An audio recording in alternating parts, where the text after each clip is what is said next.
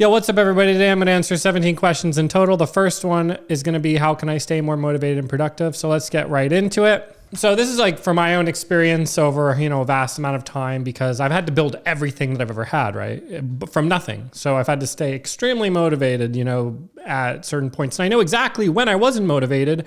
And I think what I experience is what a lot of other people also experience, but some people don't figure it out. Like, what are the issues that lead to not being productive and whatnot? So let's just get right into it. I know I've mentioned like alcohol so many times, but I'll be honest, when you drink alcohol, which everybody does, this is why I'm bringing it up, because everybody drinks alcohol. I mean, like 90% or more. It takes your energy from you. And so it takes away your motivation and, productivity to a certain extent, because without drinking, you have all this buildup of energy, and alcohol takes your energy. So that's why I do it. It's not like I'm trying to like do like an AA class or anything like that. But it's just the truth. I'm like looking around, everybody's like drinking beers and, drinking alcohol, and that literally, it's like ripping the productivity and motivation, I think, from people, in my opinion. I know I've been, against caffeine, but honestly, it can help. Like caffeine, I'm not gonna lie, it can help, especially fused with exercise, it can help. A large amount of exercise, a little caffeine, it can help. So, and just being hungry, it comes normally, being around people that are better than you, and you'll gradually want to have what they have, maybe out of not only jealousy, but almost just like, oh, wow, like they have it. I'm tired of like, seeing them have it. Now I want it, so it kind of gradually happens. Sometimes it just kind of happens just because you want it, because you're hungry.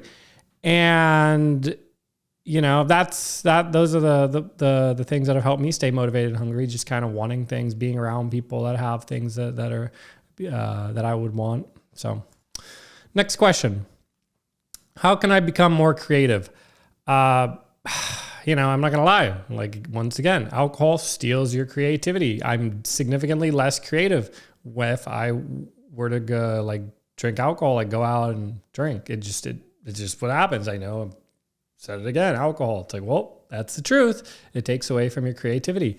So, also just trying and failing, just try and fail. And you'll figure out what kind of things work. Being creative ultimately is like, well, the people like what you created. And once you have like some winners that you've come out with, you're like, okay, well, now I have a little bit of confidence. Now I know it looks good. Always helps if they look, the things that you come out with, like look appealing. So, typically like items that look cool, like graphic, consulting with like a very good graphic artist, somebody who knows color schemes in terms of just colors and patterns and products. So, next question. How do I handle criticism and rejection? You just got to deal with it. At first, it hurts, and then after a while, it's just not going to phase you. It happens, And at first, like I said, it's very scary to do things because you're going to get rejected and criticized. But once you kind of get hurt and hit a little bit, you just get stronger, and it doesn't really phase you. I'm not going to lie. So you just have to deal with it, and then it kind of goes away. So also, you just kind of know. Yeah, just deal with it. Next question. How can I increase my emotional intelligence? This one, I wrote down more time in the game. Some people are born with more social intelligence and emotional intelligence or social intelligence than others. But just more time in the game. Analyzing like,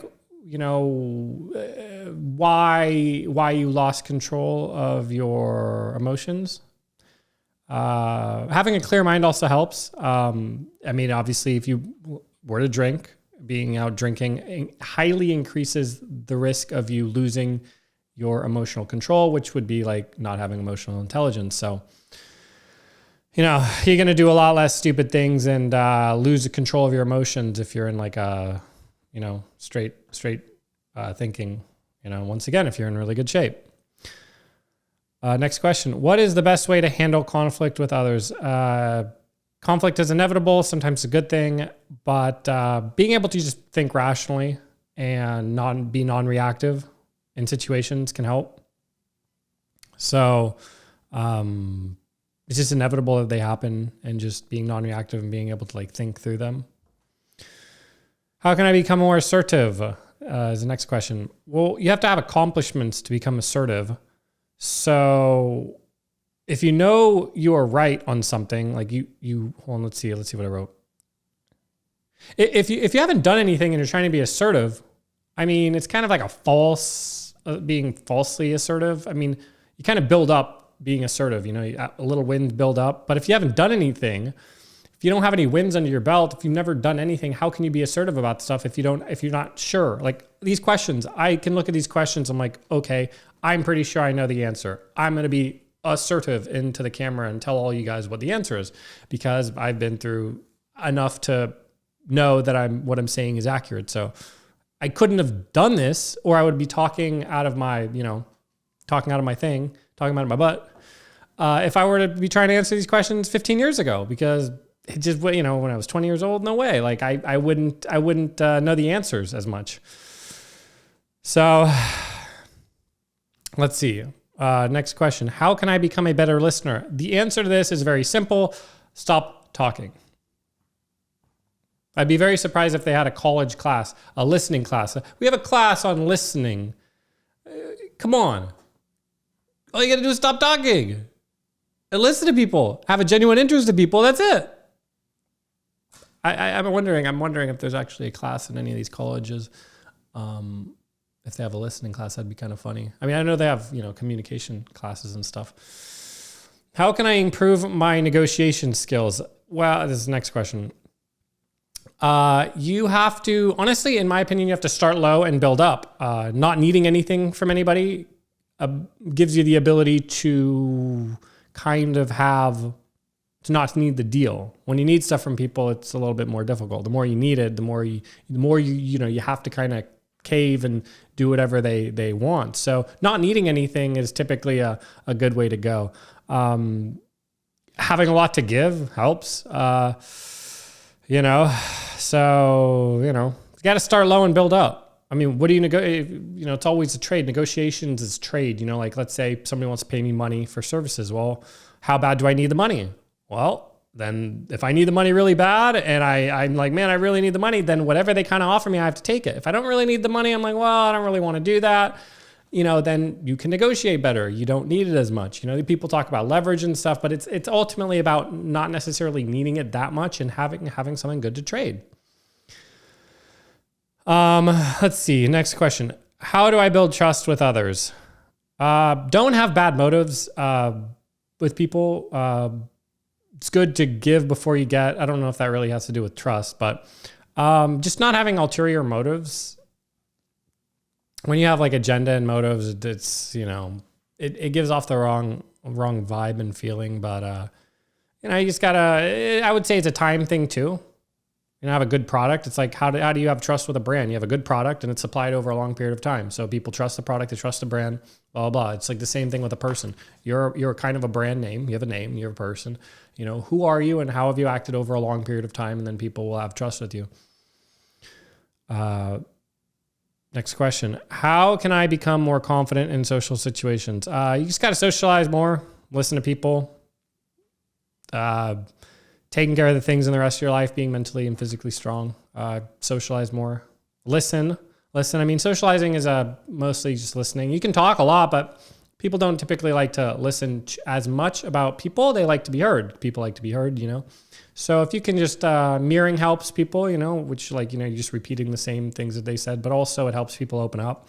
If you have a genuine interest in people and you're interested in them, then you become interesting. So, just get out there more. Next question. How do I handle difficult people and situations? Well, you can try not to get in them, but if you are in them, it would be helpful to probably just be like non-reactive and just listen. Not respond emotionally, get angry and stuff like that. Kind of understand where the person's coming from. So, next question. How can I make a positive impact on the world?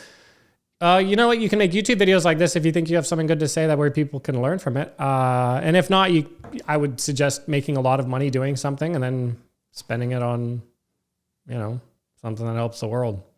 But hard to help the world if you don't, have money. And if you have a voice that you can like help people become better, like YouTube or whatever it is, that'll help too. Those are the only kind of things I can think about. How do I find meaning in my work?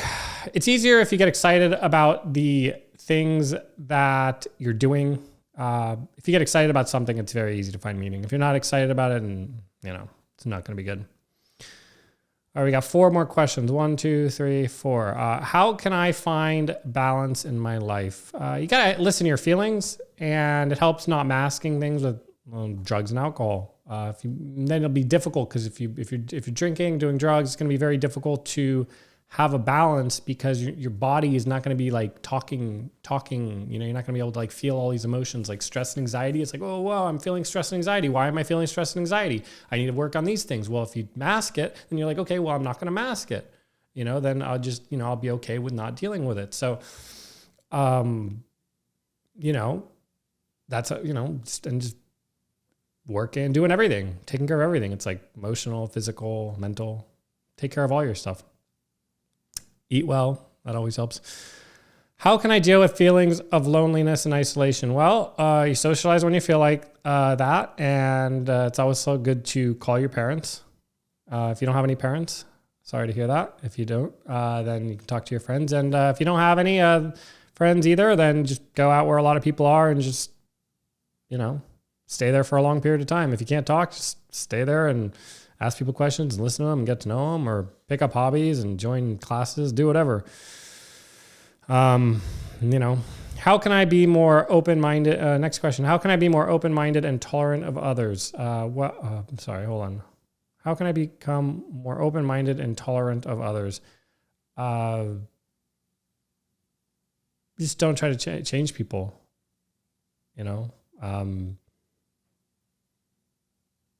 just don't try to change people. People are different. We're all on here, this planet for like X amount of time. We're all dying, and everybody's different, and not everybody's going to be like you. So just understanding everybody's different, and they don't have to be like you.